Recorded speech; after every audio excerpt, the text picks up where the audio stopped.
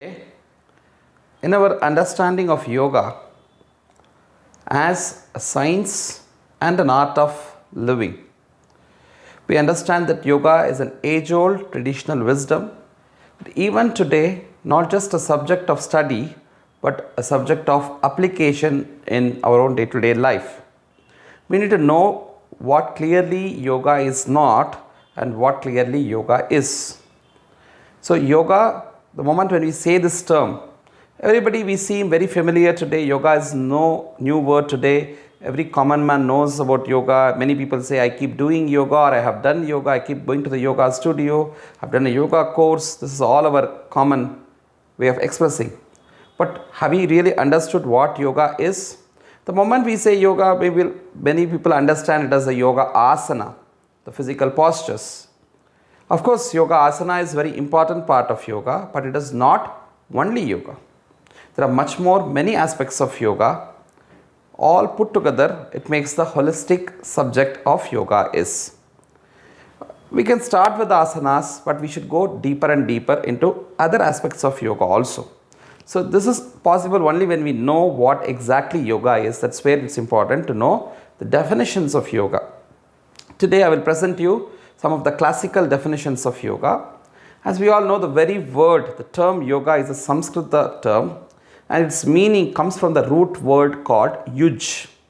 In Sanskrit, for every word there will be a root word, a dhatu, from where it's derived out.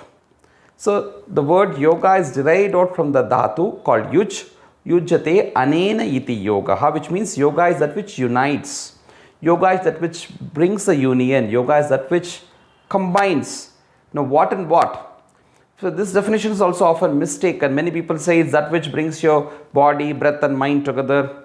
It's something which brings you one with the universe and all those things. Of course, that's also part of yoga. We can't deny it. When we say union, it's a unity between your body, mind and breath. It's a unity between you and the world, you and the cosmos. Of course, all these are part. But what exactly the traditional definition of yoga means, this union is the union of the Jivatma with the Paramatma. The Jivatma here refers to the individual consciousness which is there in you, who is living here in this world, whose existence here. And the universal consciousness is the all-pervasive reality. Something which is beyond, something which is incomprehensible. At the same time, which is also present in the form of this human existence as the individualized consciousness. It's something like the individualized consciousness is the wave and the universal consciousness is the ocean. So is wave different from the ocean? No, a wave is part and parcel of the ocean. But wave is not ultimately the ocean. Ocean is something far beyond, which includes thousands and lakhs of such many waves.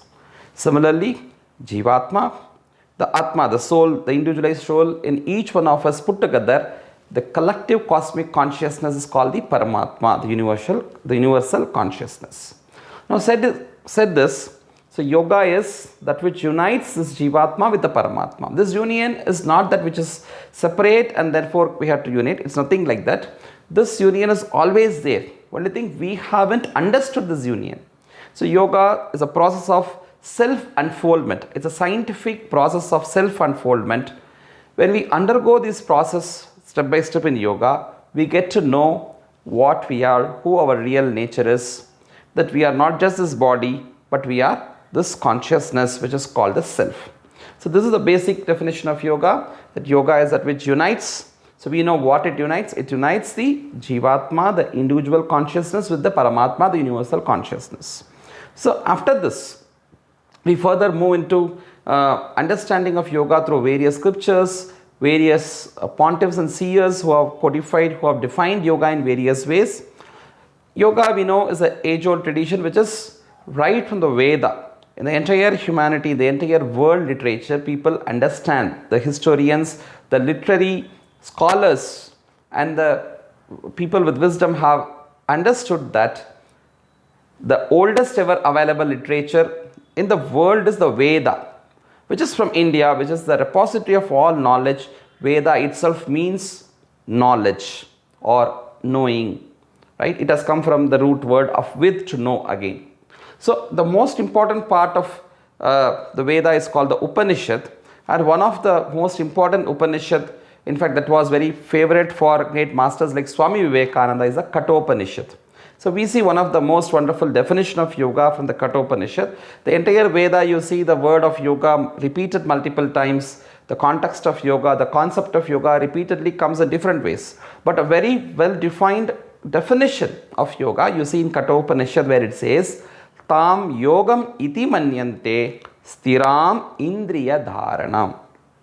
Indriyas are our sense organs, and to bring it to a stira is a steadiness, dharanam to hold. So that which can make you to hold your sense organs in a steadfastness, in a steadiness, is called yoga. So yoga is a process which makes you to make your sense organs be steady, not getting attracted, not getting drawn towards a sensory organs of attraction, the sensory attractions which are there. So that is what it defines here by this definition. Yoga is that which holds your sense organs from the sensory pleasures. Tam yogamiti manyante stiram indriya dharanam. So it's again not just with the body, but again the control of the sensory organs are with the mind. So something connected to the mind. So after seeing this definition of the Kathopanishad, the next definition is one of the most often quoted definition, most important definition in the tradition of yoga, is from the Patanjali Yoga Sutra. Patanjali Yoga Sutra is the book for yoga. Like we have so many books right from so many scriptures, right from the Veda to the Yoga Vasishta, Hatha Yoga Pratipika, Bhagavad Gita. There are multiple scriptures for yoga, but one of the most important scripture is Patanjali Yoga Sutra, because in Patanjali Yoga Sutra the entire knowledge of yoga from various other scriptures are codified. They are given in the form of simple aphorisms or formula. So we take that as a most important reference point, the pramana. So according to Patanjali, the most important forerunner of yoga, not the founder of yoga like what many others quote, he is one of the most important prominent yoga masters who says yogas chitta vritti nirodha. What does it mean? Yoga is the stoppage or the cessation to the modifications of the mind. Let's come back later to what the mind is and all those things, but here understand that mind is something that which is not steady, always stable. It keeps changing. The nature of mind is to be changing. So there are a lot of changes, whirlpool of all these thoughts, the ups and downs of the mind, the wavering mind. So there are a lot of modifications which you see. Patanjali again defines this modification to be a 5 of the nature. We will learn it in the next unit where we study the Yoga Sutra little more in detail. We will study about these 5 modifications. But time being, we understand there are modifications of the mind, and yoga is a stoppage, a cessation to the modification of mind. Why you have to bring a stoppage to this modification of mind? Why chittavritti should be brought to a nirodha? Why it should be stopped? Because when the mind is not steady, when it is wavering, we get confused.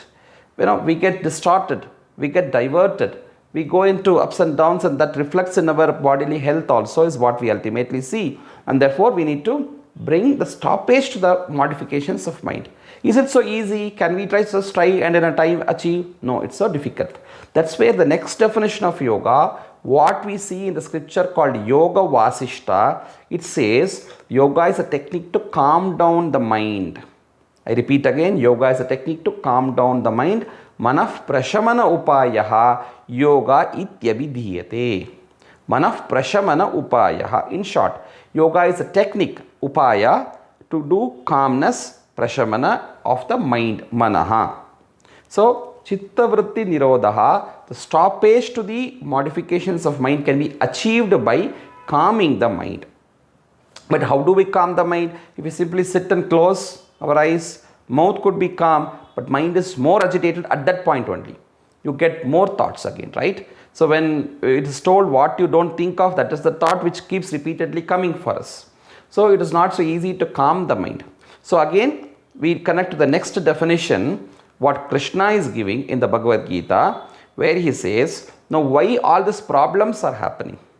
Why all these problems in fact, the root cause of all the problems, the scriptures identify, the yogis identify as a mind. They say, manayeva manushyanam karanam bandha mokshayoho. Mind is the reason for the problems, and using the same mind as a tool, you can come out of it. This is the whole science of yoga, what it is. That's why many people often refer to yoga as the Indian psychology. And here we see the definition of Krishna in the Bhagavad Gita. Bhagavad Gita is not just a religious text again, it is the Yoga Shastra, it's a scripture of yoga. All 18 chapters are called one or the other yoga, and I think one of the scripture where the word yoga and the terminology yogi would have been most often repeated is Bhagavad Gita.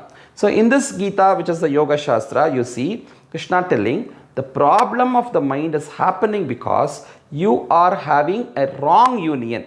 The right union we saw in the beginning is yourself should be identified with the universal self. But here the wrong union is you are identifying yourself with the problem. Dukkha Sayoga, Samyoga or Sayoga is a union.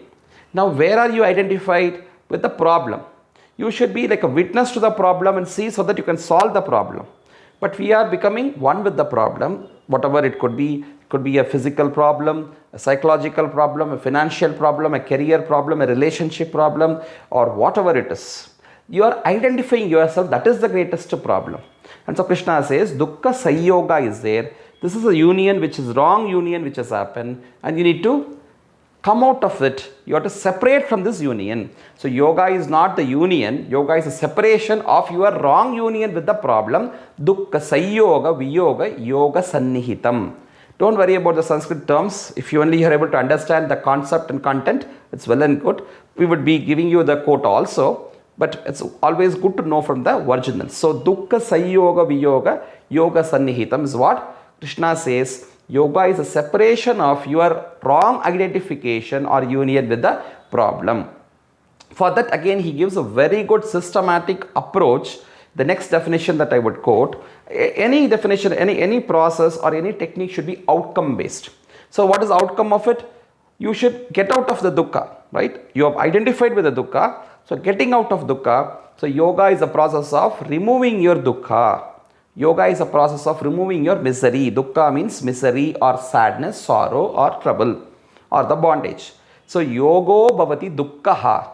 Yoga is that which removes your dukkha, your misery. How? When you formulate and practice a proper system of modification, of moderation in your life. We are trying to do everything, but we try to do everything in the extremity. It could be the eating, it could be the sleeping, it could be the work or recreation. Everywhere we try to go into extreme nature.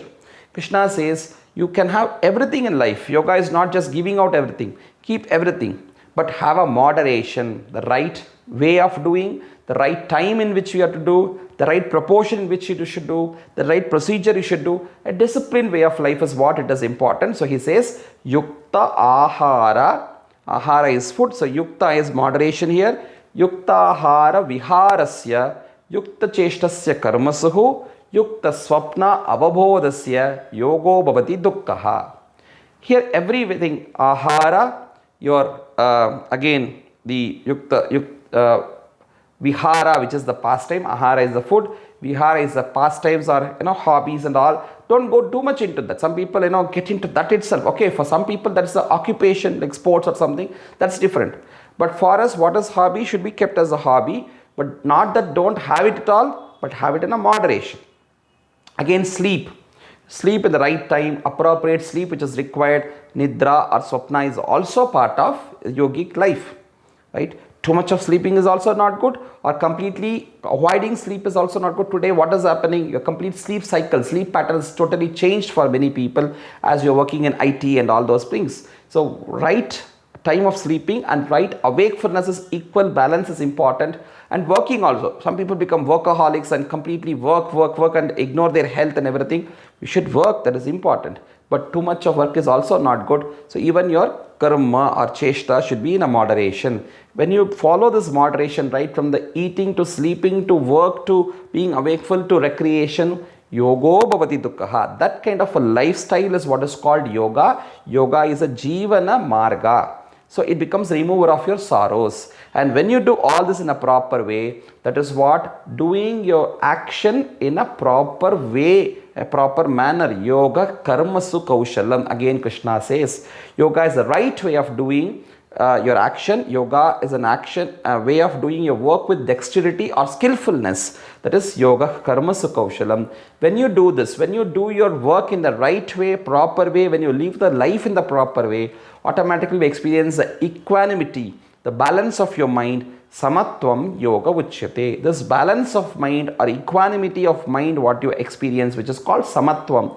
This is what is yoga ultimately. Samatvam yoga uchyate, which Krishna again tells in the Gita. So these are some of the definitions of Gita, of the yoga, what we have seen. The basic classical definition, the meaning, the word meaning of yoga from the word yuj, yujyate anainaiti yoga. Yoga is that which unites the individual consciousness with the universal consciousness. Then we saw, according to the Kathopanishad, yoga is the control of the sense organs over the sensory pleasures, holding the sense organs in the steadfastness, stiram.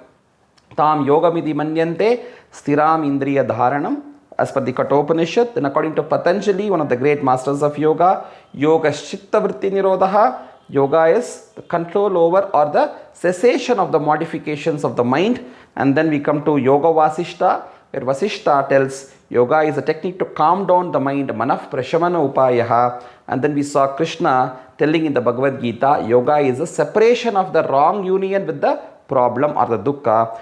Dukkha sayoga, viyoga yoga sannihitam. And he gives a very good, proper system, an approach for this yoga. Yogo bhavati dukkha.